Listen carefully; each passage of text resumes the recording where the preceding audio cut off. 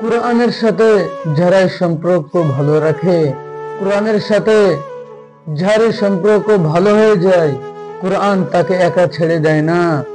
কোরআন তাকে কবর থেকে, দুনিয়া থেকে শুরু করে আখিরাতের জান্নাতুল ফেরদাউস পর্যন্ত না যাওয়া পর্যন্ত কোরআন আপনার সাথেই থাকবে।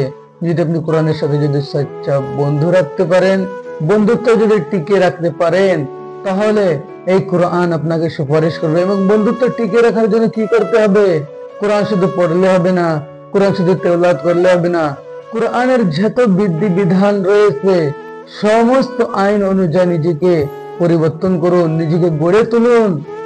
তাহলে এই কোরআন আপনাকে দুনিয়ার থেকে শুরু করে যতক্ষণ না জান্নাতুল ফেরদাউস পর্যন্ত যেতে পারেন, ততক্ষণ আপনার সাথে থাকবে ইনশাআল্লাহ।